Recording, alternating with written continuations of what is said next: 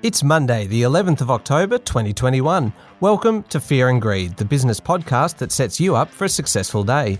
I'm Michael Thompson, and good morning, Sean Aylmer. Morning, Michael. It's crunch time for the federal government, which will have to outline its climate policy in the next 2 weeks. That's our main story this morning.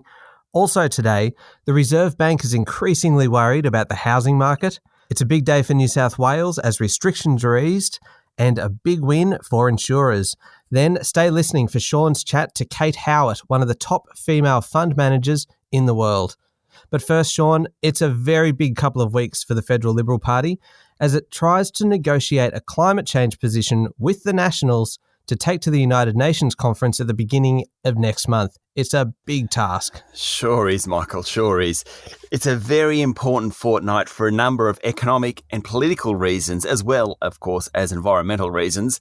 On the economic front, investors and consumers are leading the way, demanding that businesses take a greater role in climate change and consider climate issues in their decision-making. People want the government to do the same. Over the weekend, the Business Council of Australia released estimates that argue the economy will be substantially bigger and employment higher if every sector plays its part in the climate change debate. It says that over the next 50 years, which admittedly is a very long time, the economy would be close to $1 trillion bigger if net zero is adopted. While many Liberals are keen to adopt a net zero goal by 2050, including Scott Morrison himself, not all Nationals are in the same boat, with many regional electorates hard hit if mining, particularly coal mining, and agricultural sectors are hampered by any change.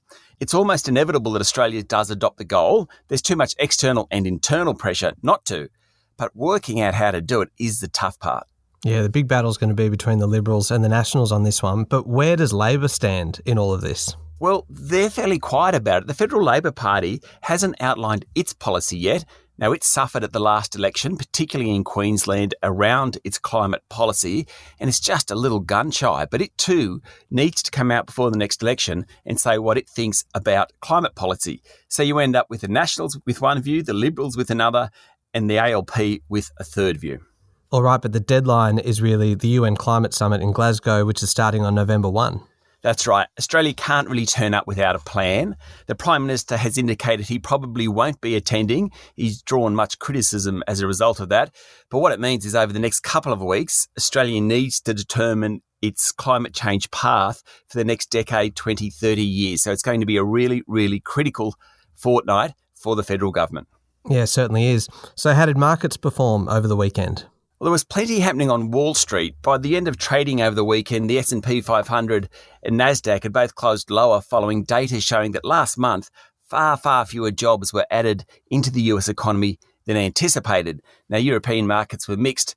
Back home on Friday, the S&P ASX 200 closed up nearly 1%. All 11 sectors of the ASX 200 finished higher. That's unusual, and it just demonstrates the breadth of the increase last Friday. The big miners led the way. Rio Tinto rose 4%, BHP was up 3%, Fortescue Metals closed 2.4% higher. The tech stocks did well. Afterpay and REA both finished up 2%, while Xero closed up 1.4% higher. The banks were okay. Commonwealth Bank and National Australia Bank closed more than 1% higher, and the retailers were mixed. The Aussie dollar starts the week trading around 73 US cents. And Michael, just in case you wanted to know, here's a commodity that we don't talk about much: oats. Oats? As in the grain? Yes, oats. Oats have hit a record high. The price of oats has almost doubled over the past 4 months. North America is the biggest producer of oats, and it's in the middle of a drought, just as demand is rising, hence the high prices. I reckon, Michael, we should start doing an odd commodity a week. I think that's a great idea. And starting with oats, perfect place to start. Exactly. All right, we'll be back in a moment with the rest of the day's business news.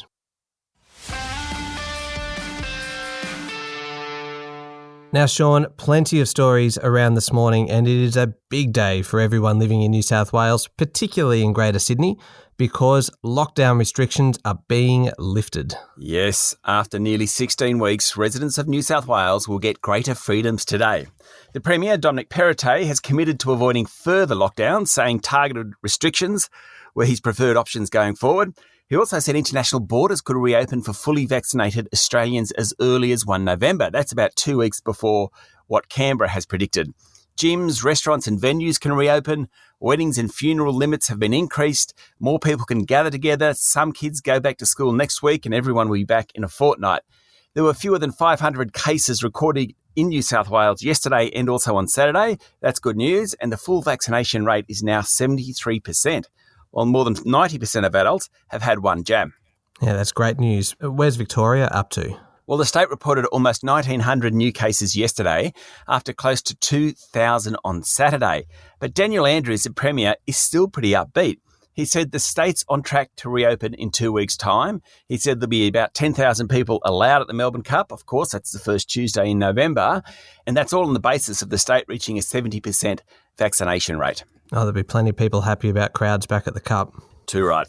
Now, Sean, the Reserve Bank released on Friday its financial stability report, and it warned that a sharp fall in property prices was possible if interest rates were to rise too sharply.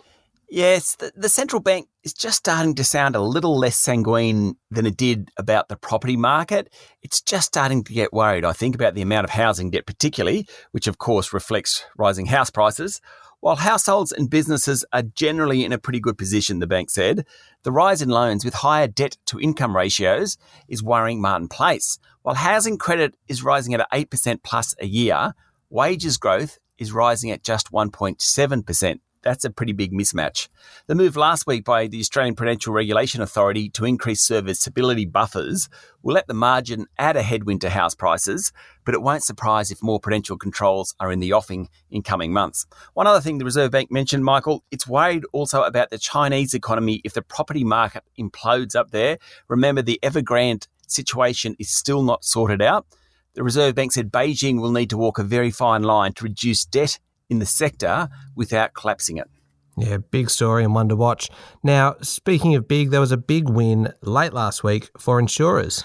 Sure was, and the insurance companies' share prices all rose sort of Thursday, Friday last week, and it was not quite clear what that was about. Here's a hint though, the federal court has ruled that the tightly worded policies on business interruption rules cancel out COVID claims. Now that's a decision worth billions of dollars to the insurers. The test case against Allianz, Chubb, Guild, IAG, QBE and Swiss Re will govern many thousands of insurance claims for losses incurred during the pandemic and how they're handled. Justice Jane Jaggett said insurers were largely not liable for the payouts claimed by their clients. The clauses in the business's insurance policies covering infectious diseases, catastrophes and prevention of access were narrow enough to exclude the circumstances in which their work had been interrupted during the COVID crisis. Essentially, the outbreak didn't occur specifically on most businesses' premises, so therefore it wasn't covered by the policies. No surprise though, Michael, the claimants have already filed an appeal. Okay, Sean, what's making headlines in today's news media? The Sydney Morning Herald and The Age are reporting this morning that Star Entertainment has enabled suspected money laundering, organised crime, large-scale fraud and foreign interference within its Australian casinos for years. Like its main rival, Crown Entertainment, it involved high-roller gamblers. There'll be plenty more on this story, Michael. The Financial Review is reporting that every capital city reported an auction clearance rate above 80% over the weekend, with serviceability buffers about to increase. Buyers rushed to transact. The national clearance rate was a very impressive 83.3%. And the Fin is also reporting that the Chinese government could clear Australian coal stockpiled at ports as it scrambles for ways to alleviate its electricity crisis. China banned Australian coal imports 12 months ago, but has struggled ever since to replace them, which of course has pushed global prices higher. Running through some of the other stories around today, if you didn't see it over the weekend, former Prime Minister Tony Abbott has been speaking in Taiwan, saying that Beijing was unreasonable. He says that they're triggering the creation of groups working against it, like the Quadrilateral Security Dialogue between Australia, Japan, the US and India.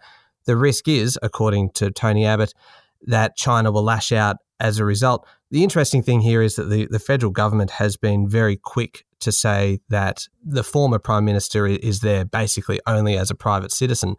But you do suspect that they actually agree with a lot of what he's saying, but they're just not going to come out and say it, particularly in Taiwan. Absolutely, and Beijing knows exactly what you know, Michael. He's there as a private citizen, but Beijing also knows that he's reflecting the government's views. Yep, absolutely. Anyway, federal Labor will go to the next election, which is due before May next year, with an Australia First policy for procurement. This is one of those policies that always gets to run at election time, and it's sort of the first of many policies that we'll start seeing leaked out over the next few months in the run-up to the election.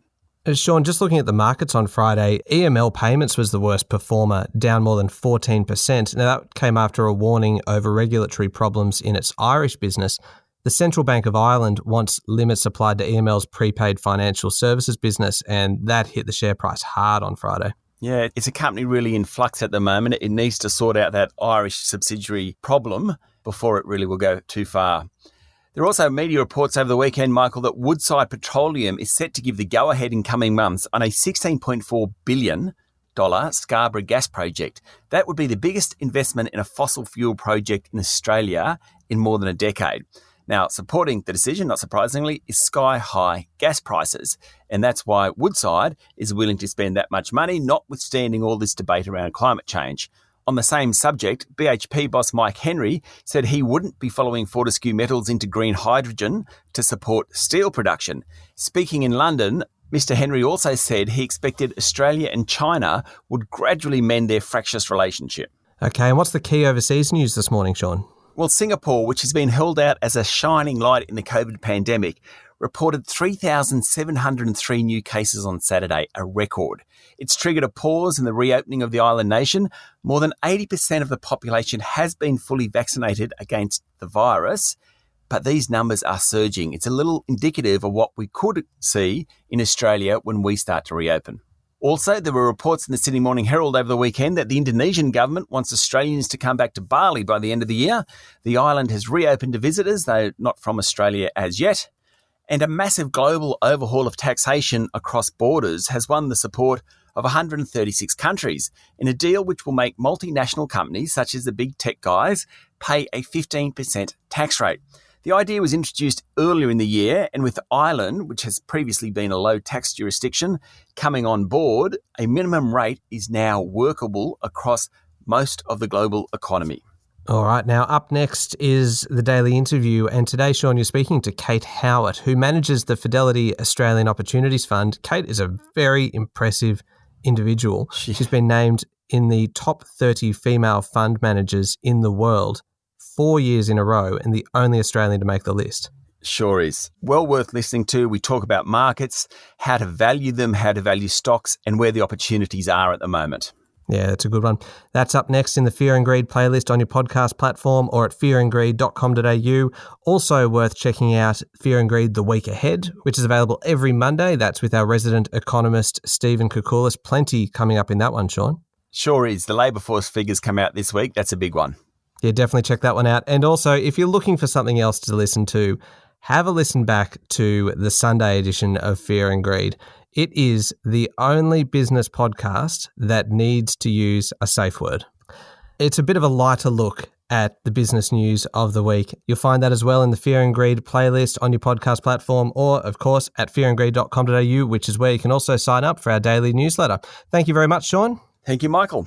It's Monday, the 11th of October, 2021. Make sure you're following the podcast. Join us online on LinkedIn, Twitter, and Facebook. I'm Michael Thompson, and that was Fear and Greed. Have a great day.